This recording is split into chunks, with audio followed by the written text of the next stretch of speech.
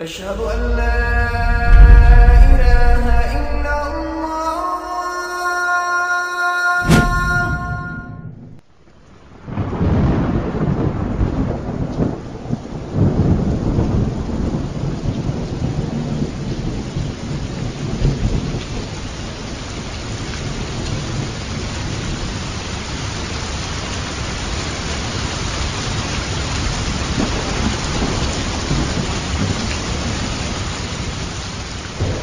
إِنَّا أَوْحَيْنَا إِلَيْكَ كَمَا أَوْحَيْنَا إِلَىٰ نُوحٍ وَالنَّبِيِّينَ مِن بَعْدِهِ وَأَوْحَيْنَا إِلَىٰ إِبْرَاهِيمَ وَإِسْمَاعِيلَ وَإِسْحَاقَ وَيَعْقُوبَ وَالْأَسْبَاطِ وَعِيسَىٰ وَأَيُّوبَ وَيُونُسَ وَهَارُونَ وَسُلَيْمَانَ وَآتَيْنَا دَاوُودَ زَبُورًا وَرُسُلًا قَدْ قَصَصْنَاهُمْ عَلَيْكَ مِن قَبْلُ وَرُسُلًا لَّمْ نَقْصُصْهُمْ عَلَيْكَ وَكَلَّمَ اللَّهُ مُوسَىٰ تَكْلِيمًا رُسُلًا مُّبَشِّرِينَ وَمُنذِرِينَ لِئَلَّا يَكُونَ لِلنَّاسِ عَلَى اللَّهِ حُجَّةٌ بَعْدَ الرُّسُلِ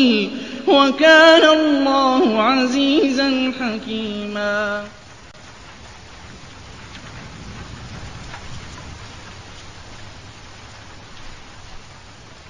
raindrops পরিবেশিত Bangla audio lecture series পথিকৃতদের পদচিহ্ন নবীদের জীবন। এই লেকচার সিরিজটি ধারাবাহিকভাবে আপনাদের সামনে তুলে ধরবে আমাদের পূর্ববর্তী নবীদের জীবন কাহিনী ও উজ্জ্বল ইতিহাস, তাদের ত্যাগ, ধৈর্য, আল্লাহর পথে সংগ্রামের গল্প এবং তাদের রেখে যাওয়া অসামান্য শিক্ষা ও আদর্শ। আউযু বিল্লাহি মিনাশ শাইতানির রাজীম। বিসমিল্লাহির রহমানির রহিম। আলহামদুলিল্লাহ ওয়াসসালাতু ওয়াসসালামু আলা সাইয়্যিদিনা মুহাম্মদ ওয়া আলা আলিহি ওয়া আসহাবিহি ওয়াসাল্লাম তাসলিমান কাসীরা। আল্লাহ সুবহানাহু ওয়া তাআলা সাইয়্যিদিনা লূত আলাইহিস সালামকে সাদুম জাতি বা সাদুম জনগোষ্ঠীর নিকটে প্রেরণ করেছিলেন, যারা বসবাস করত বর্তমান ফিলিস্তিন এবং জর্ডানের মধ্যবর্তী অঞ্চলে।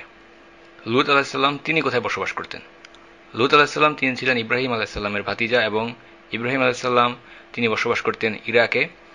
লূত আলাইহিস সালামও ইরাকের ব্যাবিলনে বসবাস করতেন। সেখান থেকে পরবর্তীতে তারা হিজরত করে ফিলিস্তিনের দিকে চলে আসেন এবং আল্লাহ সুবহানাহু ওয়া তাআলা লূত আলাইহিস সালামকে রিসালাত দিয়ে সম্মানিত করেন। তাকে দায়িত্ব দেওয়া হয় সাদুম জনপদের অধিবাসীদেরকে তাওহীদের দিকে আহ্বান করার জন্য এবং তাদের মধ্যে যে ব্যাধি রয়েছে সেই ব্যাধিকে সারিয়ে তোলার জন্য। লূত আলাইহিস সালামকে সাদুম জনপদের বাসিন্দাদের দাওয়াত দেওয়ার দায়িত্ব দিয়ে প্রেরণ করা হয় এবং যখনই আল্লাহ সুবহানাহু ওয়া তাআলা কোনো একটি জনপদে নবী কিংবা রাসূল প্রেরণ করেন, তারা সবার প্রথমে মানুষদেরকে যে বিষয়ের দিকে আহ্বান করেন সেটা হচ্ছে তাওহীদ। প্রথমে আল্লাহ সুবহানাহু ওয়া তাআলার একত্ববাদের বিশুদ্ধ ধারণার দিকে তারা মানুষকে আহ্বান করেন। একটি কালেমা, একটি বাক্য, লা ইলাহা ইল্লাল্লাহ, আল্লাহ ছাড়া আর কোনো ইলাহ নেই। কিন্তু এখানে আমাদেরকে একটা জিনিস অবশ্যই উপলব্ধি করতে হবে, আজকে আমরা কালেমা লা ইলাহা ইল্লাল্লাহর তাৎপর্য, এর অর্থ জানি না। লা ইলাহা ইল্লাল্লাহ শুধুমাত্র মুখে উচ্চারিত একটি বুলি বা বাক্য নয়, কোনো মন্ত্র নয় যেটা উচ্চারণ করলেই আমাদের সবকিছু পরিবর্তিত হয়ে যাবে, বরং এটা হচ্ছে একটা সম্পূর্ণ জীবন বিধান। ইসলাম একটা সম্পূর্ণ জীবন বিধান, একটা প্যাকেজ। সেই প্যাকেজের সার অংশ, সার মর্ম যদি আমরা একটা বাক্যের মাধ্যমে প্রকাশ করি, সেটাই হচ্ছে লা ইলাহা ইল্লাল্লাহ। সুতরাং আমরা যখন বলবো লা ইলাহা ইল্লাল্লাহ, তখন আমরা মেনে নিচ্ছি আল্লাহ ছাড়া আর কোনো উপাস্য নেই, আল্লাহ সুবহানাহু ওয়া তাআলা ছাড়া আর কারো নির্দেশকে আমরা অনুসরণ করব না। এই কালেমার মাধ্যমে আমরা ঘোষণা দিচ্ছি আল্লাহ সুবহানাহু ওয়া তাআলা যে বিষয়গুলোকে আমাদের জন্য বৈধ বলে নির্ধারিত করেছেন সেগুলোকে আমরা বৈধ বলে মেনে নেব এবং যেগুলোকে আল্লাহ সুবহানাহু ওয়া তাআলা হারাম করেছেন, নিষিদ্ধ করেছেন, সেগুলোকে আমরা বর্জন করব, ঘৃণা করব।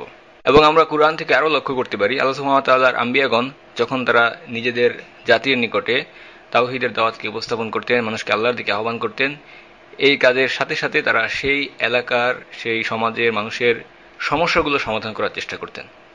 তাদের সমস্যাগুলোকে তারা প্রথমে চিহ্নিত করতেন এবং সেগুলোকে সমাধান করার সাথে সাথে মানুষকে তাওহীদের দিকে আহ্বান করতেন।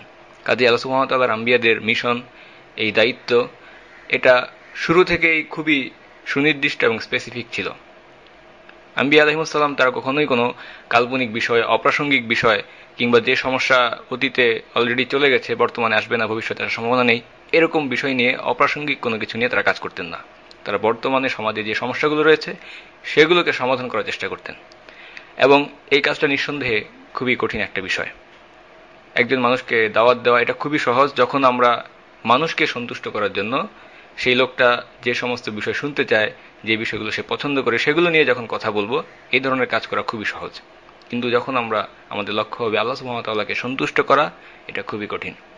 আজকাল আমরা দেখতে পাই জুমার খুতবায় কিংবা বিভিন্ন বক্তব্যে, যখন একটি দেশের সরকার অত্যাচারী বা স্বৈরাচারী শাসক থাকে, তখন মানুষ সেই সরকারের বিরুদ্ধে কোনো কথা বলে না। আবার যদি আমরা দেখি একজন ব্যক্তি সে মাদকাসক্ত, তখন আমরা অন্য বিষয় নিয়ে সেই ব্যক্তির সাথে আলোচনা করি, মাদকাসক্তি, ধূমপান ইত্যাদির বিষয় নিয়ে তার সাথে আমরা কথা বলতে চাই না। আবার যদি আমরা দেখি কোনো একজন মহিলা তিনি হিজাব ছাড়া চলাফেরা করছেন, তখন আমরা মনে করি এই মহিলার সাথে এখনই হিজাব নিয়ে কথা বলা উচিত হবে না, বরং আমরা তার সাথে সালাত নিয়ে কথা বলবো। এভাবে আমরা বিভিন্ন অংশকে বাদ দেই বা এড়িয়ে যেতে চাই, এবং এর ফলে আমাদের যে দাওয়াত আমরা প্রচার করি সেটা মানুষের কাছে অপ্রাসঙ্গিক হয়ে যায়। মানুষ তাদের নিজেদের জীবনের সাথে ইসলামের সম্পর্ক স্থাপন করতে পারে না। এই ধরনের দাওয়াতের ক্ষেত্রে হয়তো মানুষ আপনাকে ভালোবাসবে, কিন্তু দাওয়াত দেওয়ার যেই মূল উদ্দেশ্য, অর্থাৎ সমাজের সমস্যাগুলোকে সমাধান করা, পরিবর্তন সৃষ্টি করা, একটা বিপ্লব সৃষ্টি করা, সেই মূল উদ্দেশ্যটা হারিয়ে যাবে। আল্লাহ সুবহানাহু ওয়া তাআলার আম্বিয়াগণ একই সাথে মানুষকে সুসংবাদ প্রদান করতেন এবং শাস্তি থেকে সতর্কবার্তা, শাস্তি থেকে বেঁচে থাকার জন্য সতর্কবার্তাও তাদেরকে প্রদান করতেন। সুতরাং সুসংবাদ এবং সতর্কবার্তা এই উভয় বিষয়ের মধ্যে ভারসাম্য রক্ষা করে দাওয়াত দেওয়া, এটাই হচ্ছে আল্লাহ সুবহানাহু ওয়া তাআলার আম্বিয়াদের পথ। সাধারণভাবে মানুষের একটা প্রবৃত্তি হচ্ছে মানুষ তার নিজের সমস্যা নিয়ে আলোচনা করতে ইচ্ছুক হয় না। খুব অল্প সংখ্যক মানুষই এটা চায় যে আপনার ভুল কেউ ধরিয়ে দিক, যদিও বা সে বিষয়টা স্বীকার করে এটা তার ভুল, কিন্তু এটা নিয়ে সে কোনো ধরনের আলোচনা শোনার মানসিকতা অনেক ক্ষেত্রেই রাখে না। লূত আলাইহিস সালাম যে জাতির কাছে প্রেরিত হয়েছিলেন, সেই সামুদ জাতির সমস্যাও ছিল এই ধরনের। লূত আলাইহিস সালামের জাতির লোকেরা তারা সমকামিতার মতো বিকৃত আচরণে আক্রান্ত ছিল, এবং তৎকালীন সমাজে সেটাই ছিল তাদের সবচেয়ে বড় সমস্যা, 1 নম্বর সমস্যা। কিন্তু এটাই তাদের একমাত্র সমস্যা ছিল না, বরং আরো বেশ কিছু সমস্যায় তারা আক্রান্ত ছিল। তারা ছিল অপরাধপ্রবণ, তারা মানুষদের অর্থ সম্পদকে ডাকাতি করত, মুসাফিরদের অর্থ সম্পদ লুট করত। মোট কথা তারা জনপদে সম্পূর্ণ অনাচার এবং ফিতনা ফাসাদের বিস্তার ঘটিয়েছিল। একই সাথে তাদের অন্তর বা হৃদয়গুলো ছিল বিকৃত, পারভার্টেড। এই কারণেই আমরা দেখতে পাই লূত আলাইহিস সালাম তাদেরকে বলছে, তোমাদের রব, তোমাদের পালনকর্তা তোমাদের জন্য স্ত্রী লোকদেরকে সৃষ্টি করেছেন, মেয়েদেরকে সৃষ্টি করেছেন, নারীদেরকে সৃষ্টি করেছেন, তোমরা তাদেরকে বর্জন করছো, তোমরা তো হচ্ছ এক সীমা লঙ্ঘনকারী সম্প্রদায়। লূত আলাইহিস সালাম সরাসরি তাদেরকে বলছেন, তোমরা যে কাজটা করছো সেটা হচ্ছে ভুল, অন্যায়, অনৈতিক। লূত আলাইহিস সালামের জাতির লোকেরা তারা এই ধরনের সমালোচনা শোনার জন্য তৈরি ছিল না। তারা ছিল সম্পূর্ণভাবে নীতি নৈতিকতা বিবর্জিত। লূত আলাইহিস সালাম যেই জাতির নিকটে প্রেরিত হয়েছিলেন তাদেরকে বললেন, তোমরা কি মানুষকে দেখিয়ে দেখিয়ে প্রকাশ্যে এই জঘন্য অপরাধটি করছো এবং নিজেদের মজলিসে এই গর্হিত কাজ করছো? জবাবে তার সম্প্রদায়ের এই কথা ছাড়া আর কোনো উত্তরই ছিল না, কোনো জবাবই ছিল না, আমাদের উপর আল্লাহর আযাব নিয়ে আসো যদি তুমি সত্যবাদী হও। আল্লাহ সুবহানাহু ওয়া তাআলা বলছেন, ফামা কানা জাওয়াবা, কোনো উত্তর ছিল না, কোনো জবাব ছিল না। আমরা দেখতে পাই আল্লাহ সুবহানাহু ওয়া তাআলার আম্বিয়াগণ যখন তাদের দাওয়াতের মিশনকে শুরু করেন, প্রথম দিকে আদর্শগতভাবে কুফফাররা এই দাওয়াতকে মোকাবেলা করার চেষ্টা করে, কিন্তু এখানে যে সমস্যাটা তারা সৃষ্টি করেছে, সেই সমকামিতার মতো বিষয়ের পক্ষে কথা বলার জন্য তাদের কি জবাব থাকতে পারে? এ কারণে আল্লাহ সুবহানাহু ওয়া তাআলা বলছেন, তাদের কোনো জবাবই ছিল না এই কথা বলা ছাড়া যে আমাদের উপর আল্লাহর আযাবকে নিয়ে আসো যদি তুমি সত্যবাদী হও। সুতরাং যারা মিথ্যার পক্ষে, বাতিলের পক্ষে, তারা যখন সত্যের উপরে, সত্যকে খণ্ডন করার জন্য কোনো যুক্তি পায় না, তারা জোরপূর্বক সত্যের উপর বিজয়ী হওয়ার চেষ্টা করে। যারা হকের দাওয়াত দেয় তাদের উপর বিভিন্ন অপবাদ চাপিয়ে দেয়, প্রাণনাশ বা বহিষ্কারের হুমকি দেয়, এবং যে বিষয় নিয়ে আলোচনা করছিল সেই প্রসঙ্গকে তারা পরিবর্তন করে ফেলে। লূত আলাইহিস সালামের জাতির লোকেরা তাদের এই জঘন্য কাজটি তাদের মজলিসে প্রকাশ্যে সবার সামনেই করত, আড়ালে বা গোপনে নয়, বরং প্রকাশ্যে তারা এই অপরাধ করত, এবং তারাই ছিল এই জঘন্য বিষয়টার আবিষ্কারক, উদ্ভাবক। সুতরাং বর্তমান সময়ে যদি কেউ বলে এই ব্যাধিটা, সমকামিতা, এটা হচ্ছে মানুষের বংশানুক্রমিক জেনেটিক বিষয় বা জন্মগতভাবে মানুষ কেউ কেউ সমকামী হয়ে জন্মায়, এটা সম্পূর্ণ মিথ্যা কথা। আমাদের জন্য আল্লাহ সুবহানাহু ওয়া তাআলার কুরআন ছাড়া আর কোনো দলিলের প্রয়োজন নেই। সবচেয়ে বড় দলিল হচ্ছে আল্লাহ সুবহানাহু ওয়া তাআলার কথা, আল্লাহর কালাম। কারণ আল্লাহর কথার থেকে সত্য আর কার কথা হতে পারে? আল্লাহ সুবহানাহু ওয়া তাআলা কুরআনে বলে আর প্রেরণ করেছি লুতকে, যখন সে তার সম্প্রদায়কে বলল, তোমরা এমন অশ্লীল কাজ করছো যা তোমাদের আগে পৃথিবীর কেউ করেনি। সুতরাং সমকামিতা এটা কখনোই জেনেটিক বা বংশগত কোনো বিষয় নয়।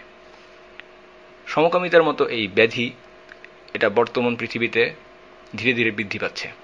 এই ব্যাধি একদিনে আমাদের সামনে চলে আসেনি, বরং এটা লজ্জাহীনতার একটা ফসল বা বাই প্রোডাক্ট হিসেবে আমাদের সামনে এসে উপস্থিত হয়েছে। লজ্জাহীনতা, নির্লজ্জ আচরণ, এটাকে বর্তমানে আধুনিকতা হিসেবে আমাদের সামনে প্রচার করা হচ্ছে, প্রমোট করা হচ্ছে, বৃদ্ধি করার চেষ্টা করা হচ্ছে। লূত আলাইহিস সালামের জাতি তারা লজ্জা শরমের বিষয়টা, হায়ার বিষয়টা সম্পূর্ণরূপে ভুলে গিয়েছিল। তারা ছিল চূড়ান্ত নির্লজ্জ একটি জাতি। কতটা নির্লজ্জ হলে একটা জাতি নিজেদের মজলিসে প্রকাশ্যে সমকামিতার মতো জঘন্য অপরাধ করতে পারে। আমরা বর্তমানে দেখতে পাই এই লজ্জাহীনতার বিষয়টাকে বর্তমানে পশ্চিমা বিশ্বে ব্যাপকভাবে প্রচার করা হচ্ছে। সেখানে নারী পুরুষের মধ্যে কোনো ধরনের কোনো লজ্জা নেই, কোনো ধরনের কোনো পর্দা নেই, বরং লজ্জা থাকার বিষয়টাকে একটা নেগেটিভ আচরণ হিসেবে দেখা হয়। তারা ধারণা করে একজন মানুষকে হতে হবে অ্যাসার্টিভ, এক্সট্রোভার্ট, বহির্গামী, কোলাহল প্রিয়। লজ্জাকে তারা নেগেটিভ হিসেবে দেখে। দুঃখজনকভাবে আমরা দেখতে পাই পশ্চিমা সমাজের প্রভাবে এবং মিডিয়ার মাধ্যমে বিভিন্ন মুসলিম দেশগুলোতেও যুবক যুবতীদের মধ্যে এই লজ্জাহীনতাকে শিক্ষা দেওয়া হচ্ছে, প্রচার করা হচ্ছে। দুঃখজনক হলেও সত্যি, আমাদের দেশেও এমন অনেক মুসলিম বোনদেরকে দেখা যায় যারা হয়তো হিজাব করছে, কিন্তু হিজাব তাদের জন্য শুধুমাত্র একটা বাহ্যিক বিষয়, এক টুকরো কাপড়। কিন্তু আমাদেরকে ভুলে গেলে চলবে না, হিজাব শুধুমাত্র এক টুকরো কাপড় নয়, হিজাব হচ্ছে একটা সম্পূর্ণ টোটাল প্যাকেজ।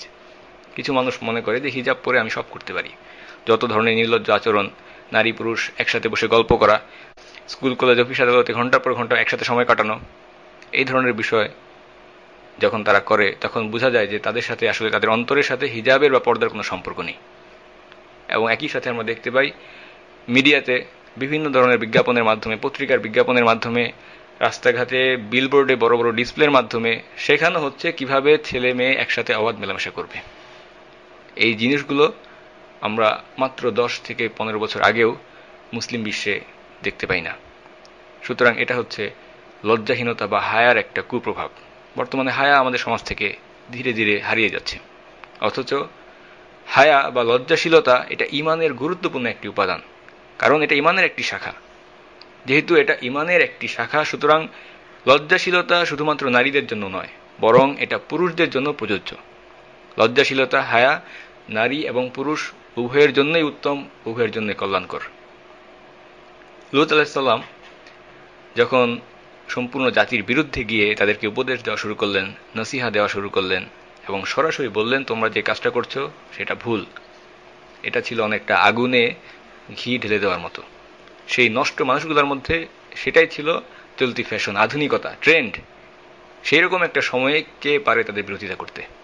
কাজেই যখন তারা লূত আলাইহিস সালামের কথা শুনল, তাদের জনপদের লোকেরা একটাই উত্তর দিল, আর কে জনপদ থেকে তোমরা বহিষ্কার করো, বের করে দাও। এরা তো এমন মানুষ যারা বেশি পাক পবিত্র সাজতে চায়।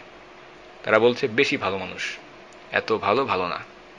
আপনার পক্ষে যখন প্রশংসা করা ছাড়া আর বলার মতো কিছু থাকবে না, তখন তারা সেই ভালো বৈশিষ্ট্যটাকে, লূত আলাইহিস সালাম এবং তার পরিবারের পবিত্র থাকার বৈশিষ্ট্যটাকে তারা খারাপ হিসেবে উপস্থাপন করছে। এবং তারা বলছে এরা তো এমন মানুষ যারা শুধু পাক পবিত্র থাকতে চায়, যেন এই পাক পবিত্র থাকার বিষয়টা একটা খারাপ বিষয় এবং তারা যেই কাজ করছে অর্থাৎ সমকামিতা, সেটা যেন খুব ভালো বিষয়। এর মাধ্যমে আমরা আরো দেখতে পাই লূত আলাইহিস সালামের জনপদ তাদের নিজেদের এই অশ্লীল কাজের সমর্থনে বলার মতো কিছুই পায়নি, একই সাথে লূত আলাইহিস সালামের সমালোচনা করার মতো তারা কিছু পায়নি। এ কারণে তারা বলতে শুরু করলো তারা বেশি পাক পবিত্র হতে চায়। সুতরাং এর মাধ্যমে আমরা দেখতে পাই লজ্জাহীনতা একটা নষ্ট সমাজের মানদণ্ডকে পরিবর্তন করে দেয়, ভালো বিষয়গুলোকে খারাপে পরিণত করে এবং খারাপকে তারা ভালোতে পরিণত করে ফেলে। মানুষের চিন্তা ভাবনাকে সম্পূর্ণভাবে দূষিত করে দেয় এই লজ্জাহীনতা। এ কারণেই এই ধরনের বিকৃত রুচির মানুষগুলোকে আমরা বলি এরা হচ্ছে পারভার্টেড। লূত আলাইহিস সালামের জাতি লূত আলাইহিস সালাম এবং তার পরিবারের সদস্যদেরকে বলতে লাগলো তোমরা যদি পবিত্র থাকতে চাও তাহলে তোমরা ভুল জায়গায় চলে এসেছো। আমাদের আইন, আমাদের সমাজ, আমাদের রীতিনীতি এই ধরনের পবিত্র লোকদেরকে রক্ষা করার জন্য নয়। পবিত্র হতে চাইলে তোমরা এখান থেকে অন্যত্র চলে যাও, নয়তো তোমাদেরকে বহিষ্কার করে দেব। এবং তারা আরো বলতে লাগলো, হে লূত, তুমি যদি বিরত না হও তুমি হবে তাদের মধ্যে একজন যাদেরকে বহিষ্কার করা হবে। সুবহানাল্লাহ, আমরা ইব্রাহিম আলাইহিস সালামের ভাতিজা লূত আলাইহিস সালামের ঈমান এবং তাওয়াক্কুল থেকে আমাদের জন্য শিক্ষণীয় অনেক বিষয় রয়েছে। ইব্রাহিম আলাইহিস সালাম যেভাবে তার নিজের জাতির বিরুদ্ধে সম্পূর্ণ একা লড়াই করেছেন, ঠিক তেমনিভাবে লূত আলাইহিস সালাম, যিনি একজন স্থানীয় ব্যক্তিও নন, যিনি ইরাক থেকে হিজরত করে ফিলিস্তিনের সেই এলাকায় এসেছিলেন, ফিলিস্তিন এবং জর্ডানের মধ্যবর্তী এলাকায়, তিনি একা সম্পূর্ণ সমাজের বিরুদ্ধে লড়াই করছেন, হকের আওয়াজকে জোরালো করে তুলেছেন। সত্যের বৈশিষ্ট্যই হচ্ছে এটা, সত্য নিজেই শক্তিশালী। সত্যকে শক্তিশালী করার জন্য জনমত, মানুষের সমর্থন শর্ত নয়, সত্য নিজেই নিজেকে সাপোর্ট করে। এমনকি সবাই যদি মুখ ফিরিয়েও নেয়, তবুও আমাদেরকে হকের দাওয়াত, সত্যের বাণী প্রচার করতে হবে। আমাদের কাজ হচ্ছে সত্যকে স্পষ্টভাবে মানুষের সামনে প্রচার করা। কোনো একজন ব্যক্তি এরপর সে সেই সত্যকে গ্রহণ করলো না বর্জন করলো, সেটা আমাদের দেখার বিষয় নয়। লূত আলাইহিস সালাম তিনি বললেন, জেনে রাখো আর অনুধাবন করো, তোমরা যা করছো আমি কঠোর এবং কঠিনভাবে সেটাকে প্রত্যাখ্যান করলাম। লূত আলাইহিস সালাম বললেন, আমি তোমাদের এই কাজকে ঘৃণা করি, আমি তোমাদের দলে নই, আমি তোমাদের এই কাজকে অনুমোদন করব না। এবং তিনি আল্লাহ সুবহানাহু ওয়া তাআলার কাছে নিজের এবং তার পরিবারের রক্ষার জন্য দোয়া করলেন। তিনি বললেন, রব্বি নাজ্জিনি ওয়া আহলি মিম্মা ইয়ামালুন, হে রব, আপনি আমার এবং আমার পরিবারকে রক্ষা করুন তারা যা করে তা থেকে। একদিকে যখন লূত আলাইহিস সালাম সাদুম জাতির নিকট তার দাওয়াতের মিশনকে বাস্তবায়িত করার জন্য কাজ করে যাচ্ছেন, ঠিক সেরকম একটা সময়ে পৃথিবীর অন্য আরেকটি অংশে ইব্রাহিম আলাইহিস সালামের ঘরে 3 জন মেহমান আসলেন। 3 জন সুদর্শন যুবক মুসাফির, খুবই সুদর্শন, হ্যান্ডসাম। তারা ইব্রাহিম আলাইহিস সালামের বাড়িতে আসলেন। ইব্রাহিম আলাইহিস সালাম আতিথেয়তা এবং মেহমানদারির জনকস্বরূপ। ইব্রাহিম আলাইহিস সালাম তার এই অতিথিদেরকে আপ্যায়ন করার জন্য বের হয়ে গেলেন। তিনি একটি মোটা তাজা বাছুর খুঁজে বের করলেন এবং সেটাকে মেহমানদের জন্য জবাই করলেন। আমরা আমাদের সমাজে শুনে থাকি যে মেহমানদারির জন্য 2টা বিষয়কে দেখা হয়। মেহমানদারির 2টা বৈশিষ্ট্য আছে। 1 নম্বর হচ্ছে গুণগত মান বা কোয়ালিটি, এবং 2 নম্বর হচ্ছে যখন আপনি কাউকে মেহমানদারি করবেন, আপনার যে বিষয়ের মাধ্যমে আপনি আপ্যায়ন করছেন সেটার পরিমাণ বা কোয়ান্টিটি। সুতরাং একজন মহানুভব এবং অতিথি পরায়ণ মেজবানের বৈশিষ্ট্য হচ্ছে তাকে কোয়ালিটি এবং কোয়ান্টিটি দুটাকে ঠিক রাখতে হবে, সঠিক গুণগত মান এবং যথার্থ পরিমাণে আপ্যায়ন করার ব্যবস্থা করতে হবে। ইব্রাহিম আলাইহিস সালাম যেই বাছুরটিকে জবাই করে নিয়ে এসেছিলেন তার মধ্যে এই 2টা বৈশিষ্ট্যই ছিল। আল্লাহ সুবহানাহু ওয়া তাআলা সেই বাছুর সম্পর্কে কুরআনে একটি স্থানে বলেছেন আজল সামিন, সেটা ছিল একটা হৃষ্টপুষ্ট মোটা তাজা বাছুর, এবং অন্যত্র আল্লাহ সুবহানাহু ওয়া তাআলা বলেছেন আজল হানিজ, যার অর্থ একটা ভুনা করা বাছুর। আল্লাহ সুবহানাহু ওয়া তাআলা ঘটনাটি আমাদের জন্য কুরআনে সংরক্ষিত করেছেন। আল্লাহ সুবহানাহু ওয়া তাআলা বলছেন, ওয়ালাকাদ জাআত রুসুলুনা ইব্রাহিম বিল বুশরা ক্বালু সালামা ক্বালা সালামুন ফামা লাবিসা আন জাআ বিইজলিন হানীদ। আর অবশ্যই আমার প্রেরিত মালাইকারা ইব্রাহিমের কাছে সুসংবাদ নিয়ে এসেছিল এবং তারা বলল সালাম, তিনিও বললেন সালাম। অতঃপর অল্পক্ষণের মধ্যেই তিনি অর্থাৎ ইব্রাহিম আলাইহিস সালাম একটি ভুনা করা বাছুর নিয়ে আসলেন। ভুনা করা বাছুর সুতরাং মাংসের কাবাব, চমৎকার একটি খাবার। ইব্রাহিম আলাইহিস সালাম সুন্দরভাবে সেটাকে আগুনে পুড়িয়ে মেহমানদের সামনে পেশ করলেন। আরেকটি আয়াতে আমরা দেখতে পাই সেই খাবারটার পরিমাণ সম্পর্কে আমাদেরকে বলা হচ্ছে বিইজলিন সামিন। فراغ إلى أهله فجاء بعجل سمين, ঘি দিয়ে পাক মোটা তাজা একটা বাছুর। সুতরাং মেহমানদেরকে যে খাবার পেশ করা হয়েছিল সেটা ছিল পরিমাণে যথেষ্ট এবং গুণগত মানে উত্তম। সুতরাং ইব্রাহিম আলাইহিস সালাম তার মেহমানদেরকে আপ্যায়ন করার জন্য 2টা বৈশিষ্ট্য পূরণ করলেন, কোয়ালিটি কোয়ান্টিটি, 2টাতেই ইব্রাহিম আলাইহিস সালাম পাশ করলেন। তিনি যখন তার মেহমানদের সামনে সেই বাছুরকে উপস্থাপন করলেন, সুন্দর রান্না 3 জন অতিথির সামনে পেশ করা হলো। তারা মুসাফির, দীর্ঘ দূরত্ব বাড়ি দিয়ে এসেছেন, কিন্তু দুঃখের বিষয় হচ্ছে কোনো মেহমানই সেই খাবারের দিকে হাত বাড়ালেন না। মুসাফির, তাদের অবশ্যই ক্ষুধার্ত থাকার কথা, কিন্তু তারা খাবারের দিকে নিজেদের হাতকে পর্যন্ত বাড়ালেন না। ইব্রাহিম আলাইহিস সালাম ভয় পেয়ে গেলেন, আতঙ্কিত হলেন এবং এই অজানা মেহমানদের, অপরিচিত মেহমানদের উদ্দেশ্য নিয়ে নিজের মনের মধ্যে অবিশ্বাস অনুভব করলেন। কারণ সেই সময়ে একটা রীতি ছিল, যদি কোনো মানুষ কারো বাড়িতে ডাকাতি করার জন্য আসতো তাহলে সে সেই গৃহস্থের বাড়ি থেকে কোনো খাবার গ্রহণ করত না। আল্লাহ সুবহানাহু ওয়া তাআলা কুরআনে বলছেন, فلما رأى أيديهم لا تصل إليه نكرهم وأوجس منهم خيفة قالوا لا تخف إنا أرسلنا إلى قوم لوط কিন্তু যখন দেখলেন যে আহার্যের দিকে তাদের হস্ত প্রসারিত হচ্ছে না, তখন ইব্রাহিম আলাইহিস সালাম সন্দেহ অনুভব করলেন এবং মনে মনে তাদের সম্পর্কে ভয় অনুভব করতে লাগলেন। তারা বলল, ভয় পাবেন না, আমরা প্রেরিত হয়েছি লূতের কওমের প্রতি। সুতরাং সেই তিনজন মেহমান নিজেদের পরিচয় তুলে ধরে বললেন তারা হচ্ছেন মালাইকা বা আল্লাহর ফেরেশতা। আল্লাহ সুবহানাহু ওয়া তাআলা তাদেরকে পাঠিয়েছেন লূত আলাইহিস সালামের জনপদের নিকট। যখন তারা তাদের এই পরিচয়কে ইব্রাহিম আলাইহিস সালামের সামনে উপস্থাপন করছিলেন, তাদের আগমনের উদ্দেশ্য বলছিলেন, ইব্রাহিম আলাইহিস সালামের স্ত্রী সাইয়্যিদাতুনা সারাহ রাদিয়াল্লাহু তাআলা আনহা তিনি ঘরের ভেতর থেকে সবকিছু শুনতে পাচ্ছিলেন। যখন তিনি শুনলেন এই তিনজন সুদর্শন যুবক তারা আল্লাহর পক্ষ থেকে প্রেরিত ফেরেশতা এবং তাদের আগমনের উদ্দেশ্য হচ্ছে লূত আলাইহিস সালামের নষ্ট পথভ্রষ্ট জাতিকে শাস্তি প্রদান করা, তখন তিনি হেসে উঠলেন। আল্লাহ সুবহানাহু ওয়া তাআলা কুরআনে বলছেন, তিনি হেসে উঠলেন। وامرأته قائمة فضحكت এখানে একটি গুরুত্বপূর্ণ বিষয়, কেন সাইয়্যিদাতুনা সারাহ রাদিয়াল্লাহু আনহা লূত আলাইহিস সালামের জাতির শাস্তির সংবাদ শুনে হেসে দিলেন? এর মূল বিষয় হচ্ছে আমাদের উচিত সবসময় সত্যকে অন্তর থেকে সাপোর্ট করা এবং মিথ্যা বা অশ্লীলতা পথভ্রষ্ট কাজকে সবসময় ঘৃণা করা। সাইয়্যিদাতুনা সারাহ রাদিয়াল্লাহু আনহা যখন এই খবর পেলেন সেই অন্যায় পাপাচারী জাতিটি ধ্বংস হতে যাচ্ছে, তখন তিনি খুবই খুশি হলেন, আনন্দে হেসে দিলেন। এই বিষয়টা বর্তমানে আমরা একটা উদাহরণের সাথে তুলনা করলে অনেকটা বুঝতে পারবো। আমরা অনেক সময় বিভিন্ন খেলায় আমাদের ফেভারিট দলকে সাপোর্ট করি, হতে পারে ফুটবল, ক্রিকেট কিংবা যে কোনো ধরনের খেলা। আমাদের প্রিয় দল যখন খেলায় বিজয় লাভ করে তখন আমাদের কাছে বিষয়টা খুবই খুশির মনে হয়। যারা আল্লাহ সুবহানাহু ওয়া তাআলার নেককার বান্দা, সলেহীন, সৎ ব্যক্তিবর্গ, তারা এই সমস্ত অর্থহীন খেল তামাশার পেছনে নিজেদের সময় বা শ্রমকে ব্যয় করেন না। তাদের জন্য এই ধরনের খেলার থেকেও বেশি উত্তেজনাপূর্ণ, আনন্দদায়ক এবং বাস্তব লড়াই হচ্ছে হক এবং বাতিলের লড়াই। এটাই হচ্ছে তাদের জন্য খেলার মতো। তারা এর ফলাফল দেখে খুশি কিংবা দুঃখিত হন। বস্তুত এটা কোনো খেলা নয়, বরং এটা হচ্ছে বাস্তবতা। হক আর বাতিলের লড়াই শুরু হয়েছে আদম আলাইহিস সালামের সময় থেকে, চলবে কিয়ামত পর্যন্ত। নেককার বান্দারা খুশি হন যখন সত্যের বিজয় হয় এবং কষ্টবান যখন মিথ্যা সত্যের উপরে সাময়িকভাবে প্রভাব বিস্তার করে। কাজেই সাইয়্যিদাতুনা সারাহ রাদিয়াল্লাহু তাআলা আনহা তিনি খুবই আনন্দিত হলেন যখন লূত আলাইহিস সালামের সেই অশ্লীল কাজ সৃষ্টিকারী জাতিটি ধ্বংস হতে যাচ্ছে এই সংবাদ তিনি লাভ করলেন। সাইয়্যিদাতুনা সারাহ তিনি যখন হেসে দিলেন, ফেরেশতারা কি প্রতিক্রিয়া ব্যক্ত করলেন, তাদের রিঅ্যাকশন কি ছিল?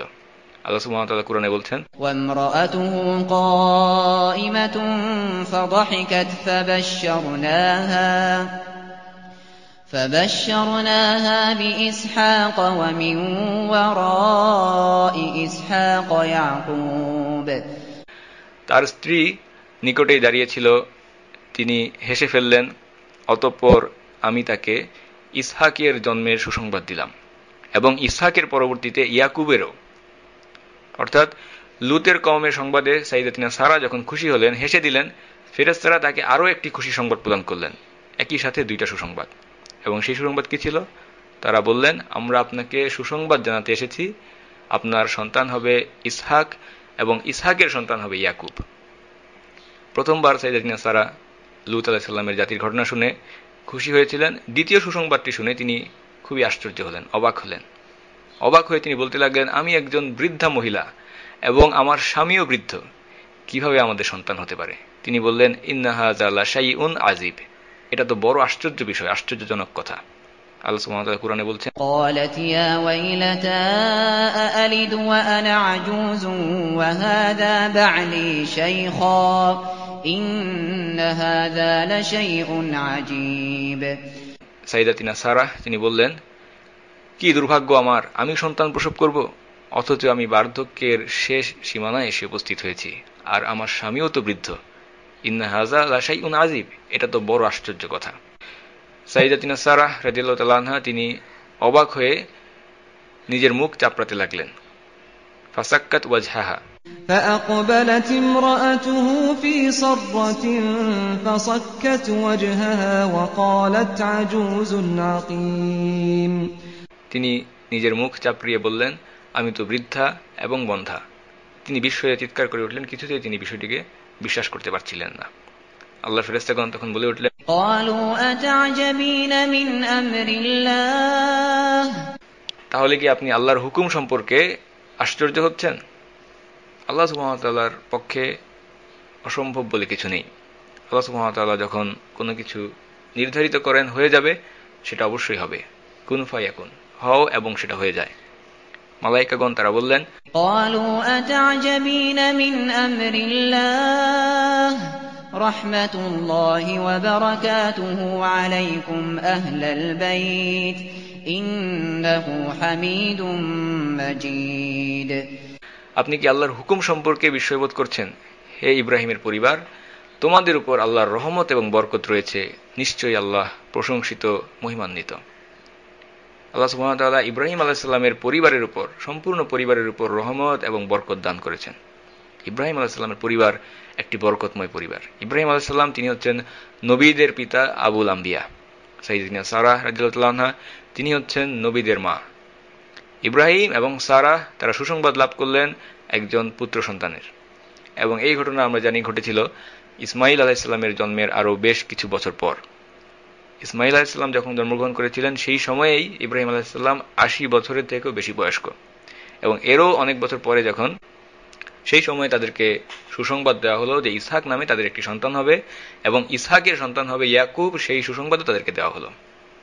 আমরা দেখতে পাই ইহুদিরা তারা দাবি করে যে ইসমাইলকে নয় বরং ইসহাককেই আল্লাহ সুবহানাহু ওয়া তাআলা কুরবানি করার জন্য আদেশ দিয়েছিলেন। কিন্তু তাদের এই দাবি কিভাবে সত্যি হতে পারে? কেননা আমরা দেখতে পাচ্ছি ইব্রাহিম আলাইহিস সালাম এবং সাইয়্যিদাতুনা সারাহকে সুসংবাদ দেওয়া হচ্ছে যে ইসহাক তিনি মারা যাবেন না, বরং তিনি জীবিত থাকবেন এবং তার সন্তানের নাম হবে ইয়াকুব। সুতরাং প্রথম কথা, ইসহাককে কুরবানি করার কি কারণ থাকতে পারে? কারণ ইব্রাহিম আলাইহিস সালাম আগেই জেনে গেলেন যে ইসহাক তিনি জীবিত থাকবেন এবং তার সন্তানের নাম হচ্ছে ইয়াকুব। সুতরাং এর মাধ্যমে আমরা বুঝতে পারি ইহুদিরা তাদের স্বভাবগত হিংসা এবং বিদ্বেষের কারণে সবকিছুকেই নিজেদের সুবিধা মতো পরিবর্তন করে নিতে চায়। ইসমাইল আলাইহিস সালামের যে সমস্ত বৈশিষ্ট্য সেগুলোকে তারা ইসহাক আলাইহিস সালামের সাথে যুক্ত করে দিতে চায়। আমাদের দৃষ্টিকোণ হচ্ছে তারা সকলেই আল্লাহ সুবহানাহু ওয়া তাআলার আম্বিয়া, সকলেই সম্মানিত। আল্লাহ সুবহানাহু ওয়া তাআলা তার বান্দাদের মধ্যে যাকে ইচ্ছা তাকে সম্মান দান করেন। রাসূলদের মধ্যে আমরা কোনো তারতম্য করি না। এদিকে ফেরেশতারা যখন ইসহাক আলাইহিস সালামের জন্মের সুসংবাদ দিলেন, এই সুসংবাদ লাভ করার পর ইব্রাহিম আলাইহিস সালাম একটি বিষয় চিন্তা করে খুবই চিন্তিত হয়ে পড়লেন। তিনি প্রথমত সন্তানের সুসংবাদ লাভ করার জন্য আল্লাহ সুবহানাহু ওয়া তাআলার কাছে শুকরিয়া আদায় করলেন, কিন্তু একই সাথে আরেকটি বিষয় নিয়ে তিনি ভাবনায় পড়ে গেলেন এবং ফেরেশতাদের সাথে সেই বিষয় নিয়ে কথা বলতে শুরু করলেন। তিনি বললেন, فلما ذهب عن إبراهيم الروع وجاءته البشرى يجادلنا في قوم لوط। আল্লাহ সুবহানাহু ওয়া তাআলা বলছেন, তারপর যখন ইব্রাহিমের থেকে ভয় চলে গেল এবং তার কাছে সুসংবাদ প্রদান করা হলো, তখন তিনি আমাদের কাছে কাকুতি মিনতি শুরু করলেন, অর্থাৎ ফেরেশতাদের কাছে কাকুতি মিনতি শুরু করলেন লুতের লোকদের সম্পর্কে। আল্লাহ সুবহানাহু ওয়া তাআলা কুরআনে বলছেন, ইন্না ইব্রাহিম লাহালিমুন আওয়াহুম মুনীব। নিশ্চয়ই ইব্রাহিম খুবই ধৈর্যশীল, কোমল হৃদয়ের, আল্লাহ অভিমুখী, এতে কোনো সন্দেহ নেই। ইব্রাহিম আলাইহিস সালাম সংবাদ লাভ করলেন লূত আলাইহিস সালামের জাতিকে আযাবের মাধ্যমে ধ্বংস করে দেওয়া হবে। এই বিষয়টা চিন্তা করে ইব্রাহিম আলাইহিস সালাম খুবই চিন্তিত হয়ে পড়লেন দুইটি কারণে। এক নম্বর, লূত আলাইহিস সালাম তিনি তো সেই জাতির মধ্যে অবস্থান করছেন। অন্য একটি আয়াতে ইব্রাহিম আলাইহিস সালাম বলছেন যে ওখানে তো লূত আলাইহিস সালাম বা লূতও সেখানে অবস্থান করছে। অর্থাৎ ইব্রাহিম আলাইহিস সালাম উদ্বিগ্ন হলেন এই ভেবে যে লূত আলাইহিস সালাম আল্লাহ সুবহানাহু ওয়া তাআলা একজন রাসূল, ইব্রাহিম আলাইহিস সালামের ভাতিজা, যদি সম্পূর্ণ জাতিকে ধ্বংস করে দেওয়া হয় তাহলে তিনিও সেই আযাবে আবার না পাকড়াও হয়ে যান। অর্থাৎ লূত আলাইহিস সালামের নিরাপত্তা নিয়ে ইব্রাহিম আলাইহিস সালাম আশঙ্কা অনুভব করলেন। দ্বিতীয়ত, ইব্রাহিম আলাইহিস সালাম খুবই শান্ত, ধৈর্যশীল এবং কোমল হৃদয়ের অধিকারী ছিলেন। তিনি ভেবেছিলেন লূতের জাতিকে আরও একটি সুযোগ দিলে হয়তো তারা তওবা করে আল্লাহর দিকে ফিরে আসবে, এবং এই কারণে তিনি ফেরেশতাদের কাছে সেই জনপদের বাসিন্দাদের পক্ষে সুপারিশ করছিলেন। কিন্তু ফেরেশতারা তাকে বললেন, ইয়া ইব্রাহিম আ'রিদ আন হাযা ইন্নাহু ক্বাদ জাআ আমরু রাব্বিক ওয়া ইন্নাহুম আতীহিম আযাবুন গায়রু মারদুদ। হে ইব্রাহিম, এই কাজ থেকে তুমি বিরত হও, ক্ষান্ত হও। আল্লাহর হুকুম, এটা এসে গেছে, এর কোনো পরিবর্তন হবে না। এদের পক্ষে সুপারিশ করে কোনো লাভ হবে না। ইতিমধ্যেই আল্লাহর আদেশ চলে এসেছে এবং তারা বললেন তাদের উপর সেই আযাব অবশ্যই পড়বে, যা কখনোই ঠেকানো যাবে না, যা কখনোই প্রতিহত করা যাবে না। ফেরেশতারা ইব্রাহিম আলাইহিস সালামকে ইসহাক এবং ইয়াকুব আলাইহিস সালামের জন্মের সুসংবাদ দিয়ে রওনা হয়ে গেলেন তাদের উদ্দেশ্য সাদুম জনপদের দিকে। তাদের মিশন সফল করার জন্য তারা সেই শহরের দিকে রওনা হয়ে গেলেন। যখন তারা সেই জনপদে শহরের প্রান্তে পৌঁছে গেলেন, শহরের কাছাকাছি পৌঁছে গেলেন, সর্বপ্রথম এই তিনজন নওজোয়ান সুদর্শন অতিথিকে যিনি দেখলেন তিনি হচ্ছেন লূত আলাইহিস সালামের কন্যা। তিনজন অপরিচিত লোক একটি বিপদসংকুল শহরে প্রবেশ করছে। লূত আলাইহিস সালামের কন্যা এই বিষয়টি দেখে দ্রুত ছুটে গেলেন তার পিতার কাছে এবং বললেন, আব্বা, আমাদের শহরে তিনজন অপরিচিত মানুষ এসেছে। এই সংবাদ শুনে লূত আলাইহিস সালাম খুব দ্রুত তাড়াহুড়া করে বাইরে বের হয়ে আসলেন এবং তিনি সেই তিনজন মুসাফিরকে, তিনজন অপরিচিত ব্যক্তির কাছে গিয়ে বললেন, আপনারা আমার বাড়ির আতিথেয়তা গ্রহণ করুন, আমার মেহমান হন। লূত আলাইহিস সালাম তিনি জানতেন যদি তিনি এই অপরিচিত ব্যক্তিদেরকে মেহমানদারি না করেন তাহলে এই জনপদে যেখানেই তারা যাক না কেন তারা গিয়ে পড়বে চূড়ান্ত পথভ্রষ্ট লোকেদের কাছে, খারাপ লোকেদের হাতে, এবং তারা বিপদে পড়বে। কারণ এই তিনজন যুবক তারা ছিল অত্যন্ত সুদর্শন। লূত আলাইহিস সালাম সেই তিনজন অপরিচিত মেহমানকে নিয়ে তার বাড়ির দিকে হাঁটতে শুরু করলেন এবং তিনি খুবই সতর্কতার সাথে এগিয়ে যাচ্ছিলেন। তিনজন যুবককে পেছনে রেখে তিনি সামনে ছিলেন, যাতে করে কেউ তাদেরকে দেখে না ফেলে। যদি কেউ দেখে ফেলে এই সংবাদ প্রচার হয়ে যায়, নিঃসন্দেহে তারা ঝামেলায় পড়বেন। লূত আলাইহিস সালাম সামনে থেকে তাদেরকে নেতৃত্ব দিচ্ছিলেন এবং কিছুক্ষণ পর পর পেছনের দিকে ফিরে মেহমানদের দিকে তাকিয়ে বলছিলেন, আল্লাহর কসম, পৃথিবীর বুকে এদের চেয়ে খারাপ জাতি আমি আর দেখিনি।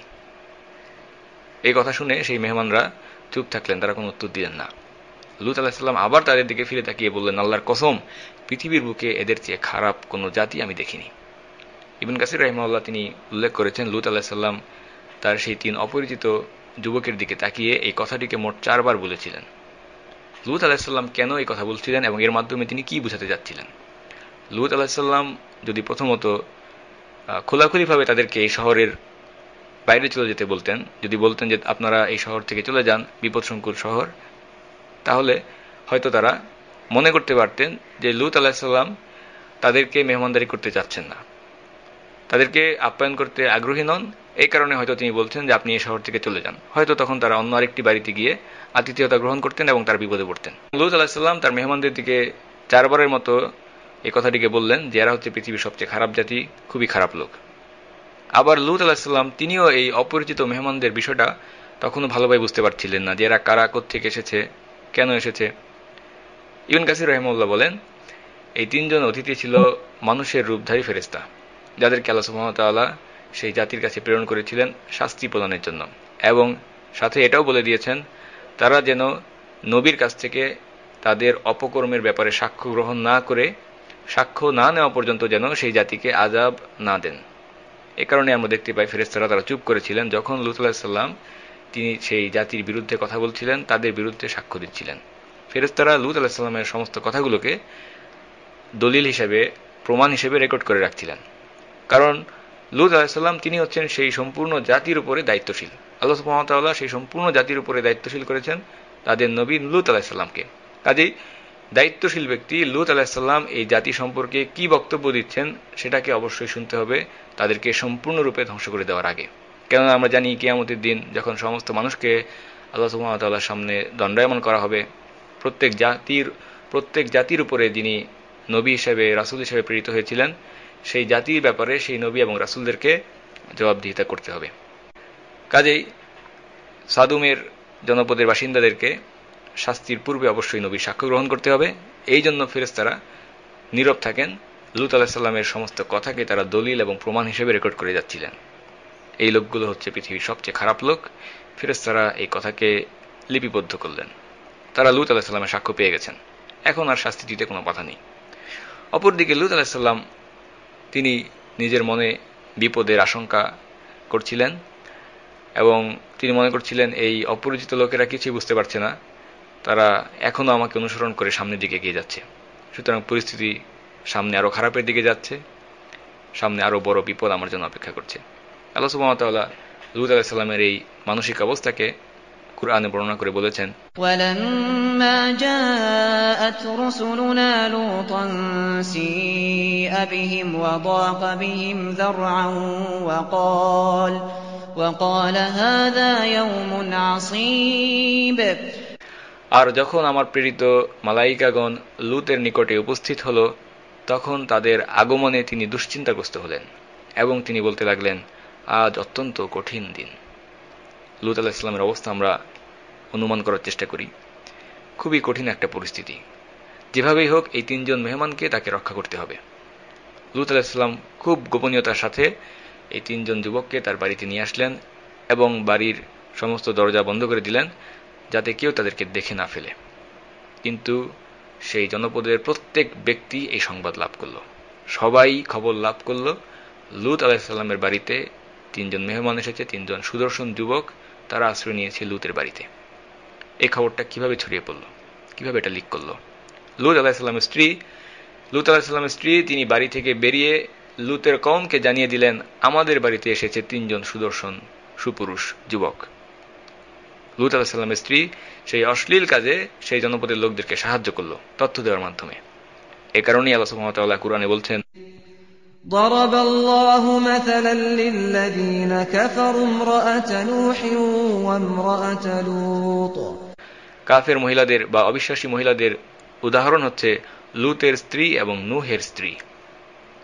লূত আলাইহিস সালামের স্ত্রী যখন এই খবর ফাঁস করে দিল, মুহূর্তের মধ্যে সমস্ত জনপদে এই খবর চারদিকে ছড়িয়ে পড়ল। লোকেরা রাস্তায় ভিড় জমাতে শুরু করলো, তারা তাদের মজলিস থেকে, ক্লাব থেকে রাস্তায় বেরিয়ে আসলো, মিছিল করে করে তারা স্রোতের মতো লূত আলাইহিস সালামের বাড়ির দিকে ছুটে আসতে লাগলো। আল্লাহ সুবহানাহু ওয়া তাআলা কুরআনে বর্ণনা করছেন, وَجَاءَ أَهْلُ الْمَدِينَةِ يَسْتَبْشِرُونَ। আর শহরের লোকেরা আনন্দ উল্লাস করতে করতে এসে পৌঁছালো। লূত আলাইহিস সালামের বাড়ির সামনে এসে তারা সবাই জমায়েত হলো, আনন্দ উল্লাস, নাচানাচি, মিছিল সমাবেশ শুরু করলো, তারা চিৎকার শুরু করলো।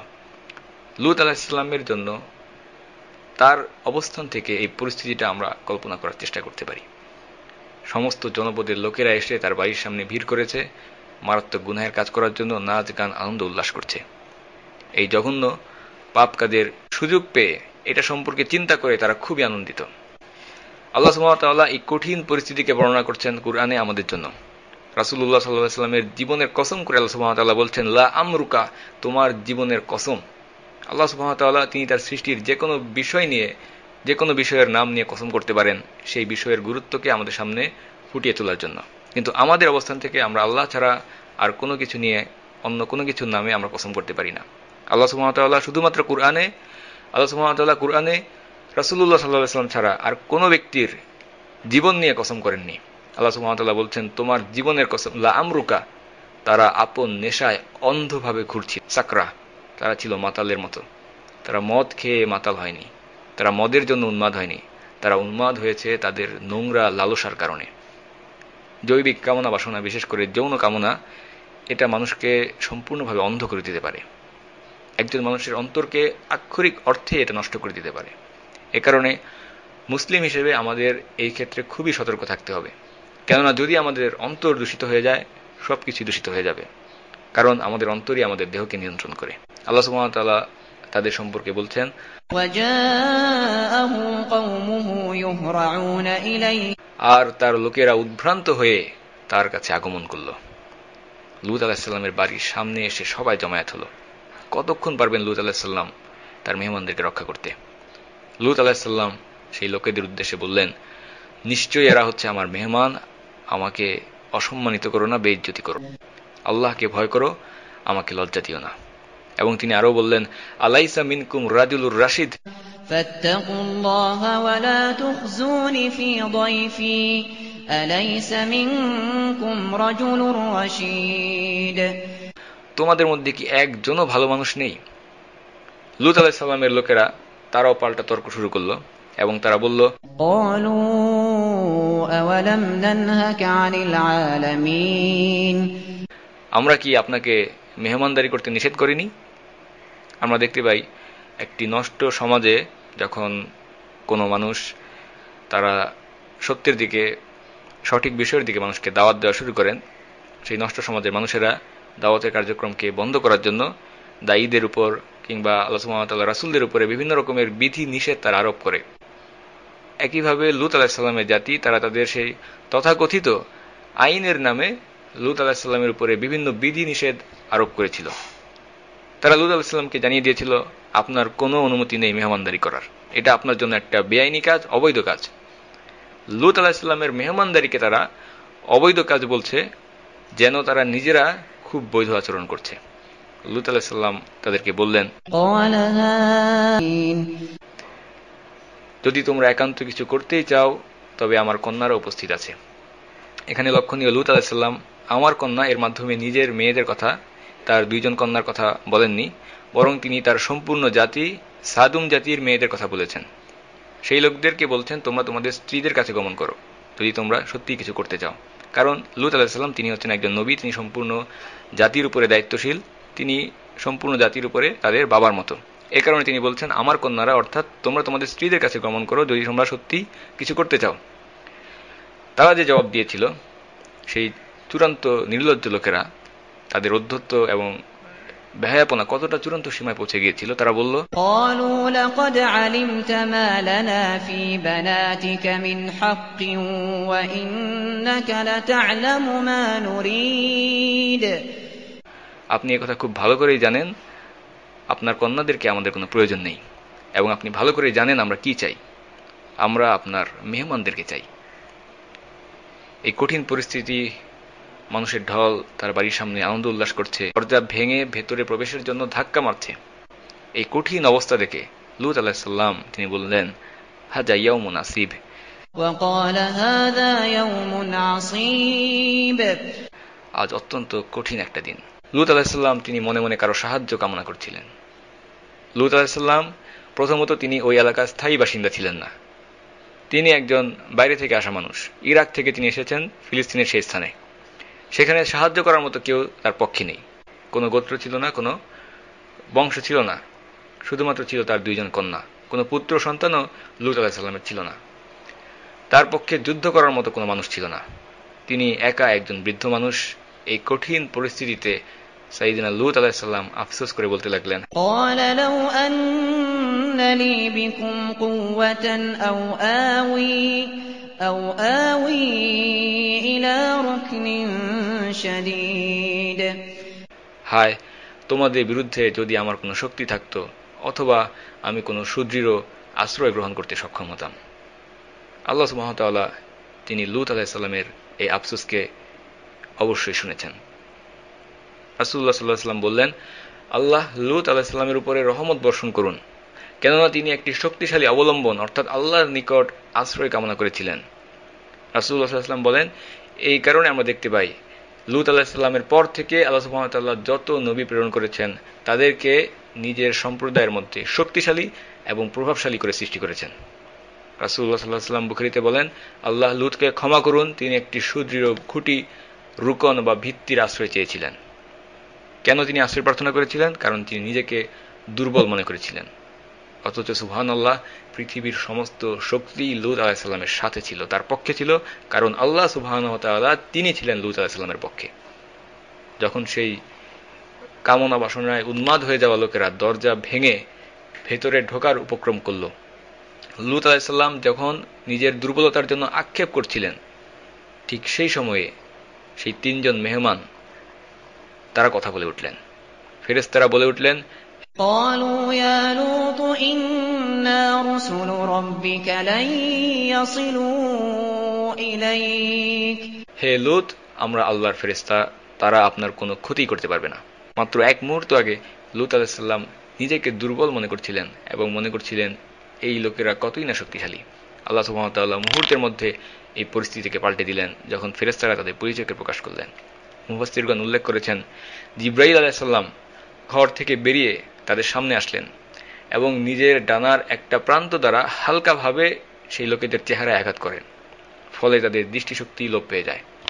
কেউ কেউ বলেছেন তাদের চোখ সম্পূর্ণভাবে বিনষ্ট হয়ে যায়, এমনভাবে তাদের চেহারায় চোখের কোনো চিহ্নই অবশিষ্ট রইল না। কোনো মতে তারা দেয়াল হাতড়ে সেখান থেকে বের হয়ে আসলো।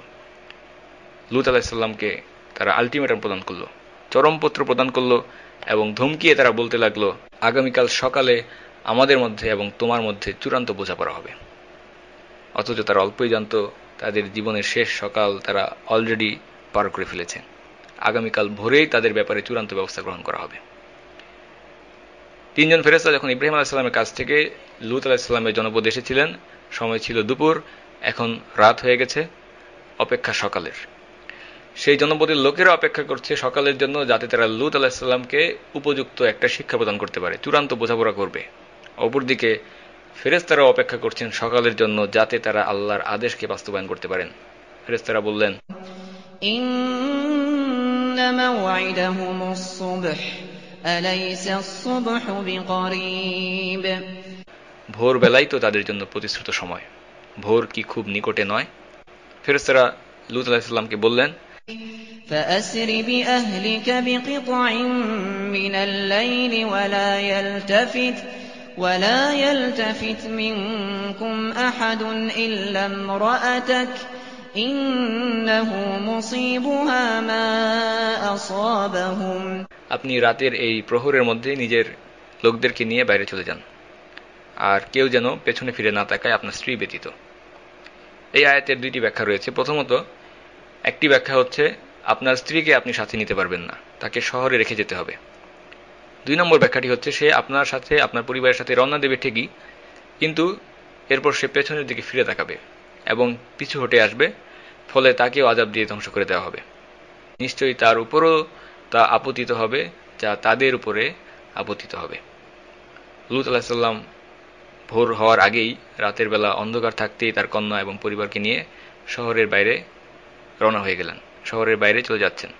সূর্যোদয়ের সময় যখন লূত আলাইহিস সালাম সাদুম জনপদ থেকে দূরবর্তী নিরাপদ একটি স্থানে অবস্থান করছেন, হঠাৎ করে তিনি একটি প্রচণ্ড জোরালো শব্দ শুনলেন। فأخذتهم الصيحة مشرقين।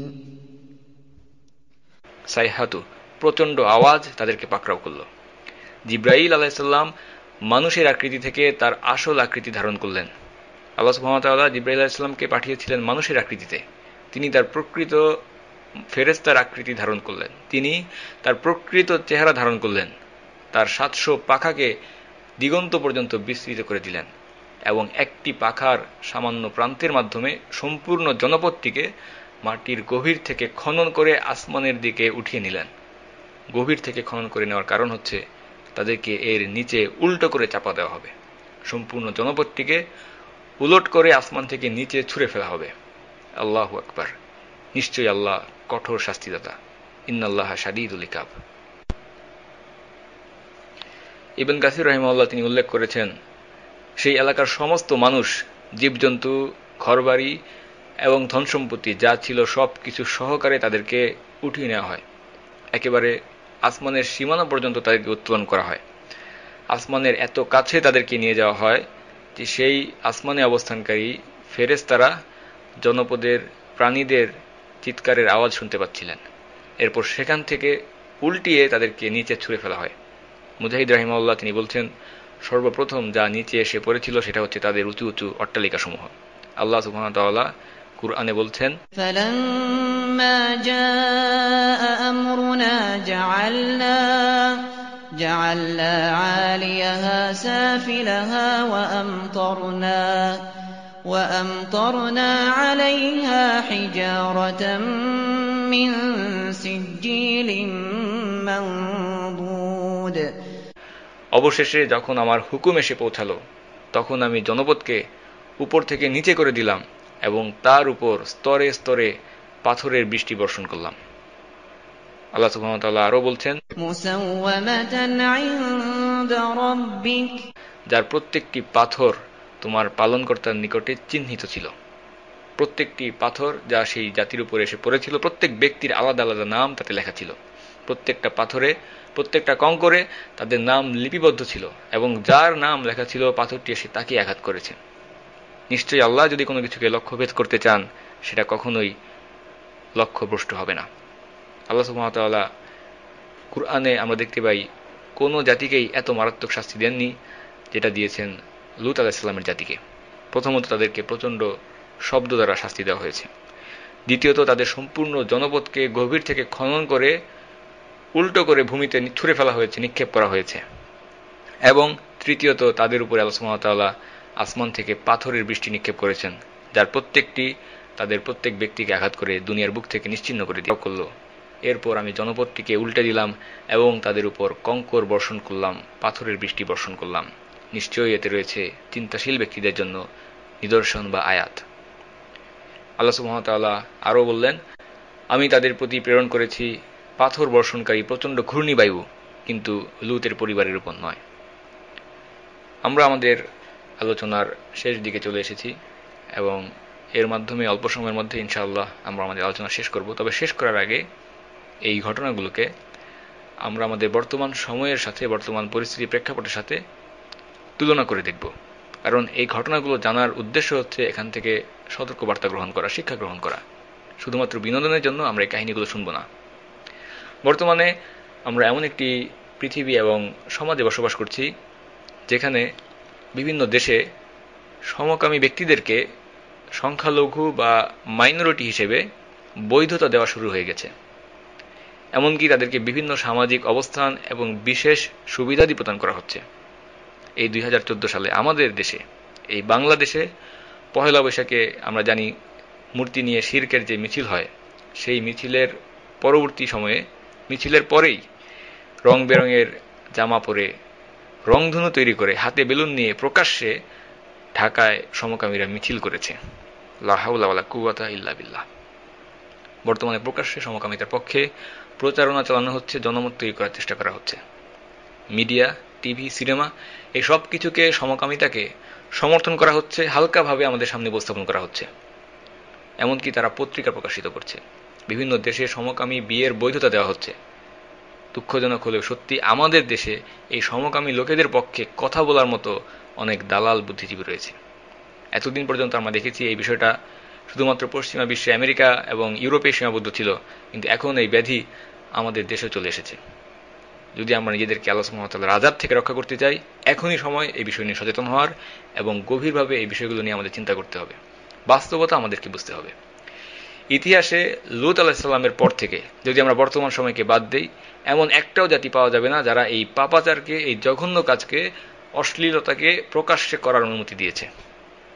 এমনকি ইসলাম ছাড়া অন্যান্য ধর্মগুলো, যেগুলো মূলত বাতিল ধর্ম, সেই বাতিল ধর্মগুলো এই জঘন্য কাজটিকে গুরুতর পাপ বলে বিবেচনা করা হয়। ইহুদি, খ্রিস্টান, হিন্দু, বৌদ্ধ সকলের কাছে এটা অত্যন্ত জঘন্য এবং নিন্দনীয় কাজ। এবং বিভিন্ন সোসাইটিতে আমরা দেখি, এশিয়া, আফ্রিকা, ভারতবর্ষ কিংবা চীন, কোনো সমাজই এই জঘন্য কাজকে আইনগতভাবে, লিগালি এটাকে কেউ বৈধতা দেয়নি। এমনকি বর্তমান সময়ের আগ পর্যন্ত ইউরোপ, আমেরিকার লোকেরাও এই কাজকে অনুমতি দেয়নি, বৈধতা প্রদান করেনি। শুধুমাত্র বর্তমানের নষ্ট পশ্চিমা সমাজ, তারা এই বিষয়টিকে বৈধ করার জন্য এর পক্ষে সাফাই গেয়ে যাচ্ছে। আমাদেরকে বুঝতে হবে, আমরা মুসলিম, আমরা যদি এই জঘন্য পাপের পক্ষে কথা বলি, পাপ কাজকে আইনগতভাবে বৈধতা দেই, এর প্রচার প্রসার কামনা করি, ঠিক তেমনিভাবে আল্লাহ সুবহানাহু ওয়া তাআলা আমাদেরকেও ধ্বংস করে দেবেন, যেভাবে ধ্বংস করে দিয়েছিলেন সাদুম জনপদের বাসিন্দাদেরকে। কারণ আল্লাহ সুবহানাহু ওয়া তাআলা লূত আলাইহিস সালামের জাতির ঘটনা বর্ণনা করার পর শেষ আয়াতে তিনি বলেছেন, وما هي من الظالمين ببعيد ওমা হিয়া মিনাজ জালিমিনা বিবাঈদ। এই শাস্তি জালিমদের থেকে, পাপিষ্ঠদের থেকে খুব বেশি দূরে নয়। সুতরাং যে সমাজ, যে জাতি এই চূড়ান্ত অশ্লীল অন্যায় কাজকে বৈধতা প্রদান করবে, তাদেরকে এই শাস্তি দিয়ে ধ্বংস করে দেওয়া হবে। ইমাম শাফি, আহমদ ইবনে হাম্বল রাহিমাহুল্লাহ তারা মতামত প্রকাশ করেছেন, পুরুষের সাথে সমকামিতায় লিপ্ত ব্যক্তিকে রজম বা পাথর নিক্ষেপ করে হত্যা করতে হবে, হোক সে ব্যক্তি বিবাহিত কিংবা অবিবাহিত। আবু হানিফা রাহিমাহুল্লাহ তিনি মতামত উল্লেখ করেছেন, পুরুষের সাথে সমকামিতায় লিপ্ত ব্যক্তিকে উঁচু পাহাড়ের উপর থেকে নিচে ফেলে দিয়ে তাকে পাথর নিক্ষেপ করে হত্যা করতে হবে, যেভাবে আল্লাহ সুবহানাহু ওয়া তাআলা লূতের সম্প্রদায়কে ধ্বংস করেছেন। এবং তিনি দলিল হিসাবে এই আয়াতটিকে পেশ করেছেন, যেখানে আল্লাহ সুবহানাহু ওয়া তাআলা বলেছেন, ওমা হিয়া মিনাজ জালিমিনা বিবাঈদ, এই শাস্তি পাপিষ্ঠ জালিমদের থেকে খুব বেশি দূরে নয়। আল্লাহ রাসূল সাল্লাল্লাহু আলাইহি ওয়াসাল্লাম তিনি বলেছেন, অভিশপ্ত ওই ব্যক্তি যে লুতের কওমের মতো কুকর্ম করে। অন্যত্র তিরমিজিতে তিনি বলেছেন, আল্লাহ সুবহানাহু ওয়া তাআলা ওই ব্যক্তির দিকে কিয়ামতের দিনে ফিরেও তাকাবেন না যে ব্যক্তি কোনো পুরুষ বা নারীর মলদ্বারে মৈথুন করে। প্রত্যেক সমাজে এই কাজটিকে খারাপ কাজ হিসেবে দেখা হতো, এদেরকে ঘৃণার চোখে দেখা হতো, এই সমকামী ব্যক্তিদেরকে নিয়ে ব্যঙ্গ করা হতো, তাদেরকে সমাজ থেকে বহিষ্কার করা হতো, একঘরে করে দেওয়া হতো। মুসলিম কিংবা অমুসলিম সকলেই এই কাজটিকে ঘৃণার চোখে দেখত। কিন্তু বর্তমানে পশ্চিমারা এর প্রচার এবং প্রসার চালাচ্ছে। আল্লাহ সবচেয়ে ভালো জানেন, ভবিষ্যতে হয়তো এমন সময়ও আসতে পারে যখন এই পাপ কাজ করাকে গর্বের বিষয় বলে মনে করা হবে। যেমনইভাবে লূত আলাইহিস সালামকে বলা হয়েছিল, এরা বেশি পবিত্র শাস্তি চায়, এদেরকে বহিষ্কার করো, তেমনইভাবে যদি আমরা এখনই এর বিরুদ্ধে সচেতন না হই, প্রতিরোধ না গড়ে তুলি, তাহলে হয়তো যারা সমকামিতাকে সমর্থন করবে না তাদেরকেই একঘরে করে দেওয়া হবে। কিন্তু একই সাথে আমাদেরকে আল্লাহ সুবহানাহু ওয়া তাআলার রীতি, সুনান এবং পদ্ধতিকে বুঝতে হবে। এই পৃথিবীর ইতিহাসকে বাস্তবতার সাথে আমাদেরকে মেলাতে হবে। আল্লাহ সুবহানাহু ওয়া তাআলা কখনোই এই জঘন্য পাপাচারকে এভাবে চলার অনুমতি দিবেন না, ছেড়ে দেবেন না। এই অন্যায় কাজের জন্য আল্লাহ সুবহানাহু ওয়া তাআলা তাদেরকে অবশ্যই আযাব দিয়ে ধ্বংস করে দেবেন। কাজেই এই জঘন্য অপরাধের বিরুদ্ধে আমাদের অবস্থান অত্যন্ত পরিষ্কার। আমরা এই অন্যায়কে সবসময় অবৈধ, অশ্লীল এবং বেআইনি মনে করি। আমরা এটাকে জঘন্য পাপাচার মনে করি, একে হারাম মনে করি। এই কাজের জন্য শাস্তি দেওয়াকে বৈধ এবং হালাল মনে করি। প্রকাশ্যে এর প্রচার প্রসারকে আমরা ঘৃণা করি। আমরা এটাকে কখনোই অন্তর থেকে গ্রহণ করব না। আমাদেরকে যে যাই বলুক না কেন, আমরা মুসলিম, ইসলাম হচ্ছে আমাদের দিন, আল্লাহর দেওয়া দিন, একমাত্র সত্য ধর্ম। আমরা এই সমস্ত জঘন্য কাজের চরমভাবে বিরোধিতা করি এবং আল্লাহ সুবহানাহু ওয়া তাআলার কাছে আমরা দোয়া করি যেন তিনি আমাদেরকে এই সমস্ত অশ্লীলতা থেকে আল্লাহ সুবহানাহু ওয়া তাআলা আমাদেরকে হেফাজত করেন। রেইনড্রপস মিডিয়ার অন্যান্য প্রজেক্ট সম্পর্কে জানতে ভিজিট করুন www.raindropsmedia.org অথবা ফেসবুক পেজ www.facebook.com/raindropsmedia অথবা ইউটিউব চ্যানেল www.youtube.com/raindropsmediaorg2015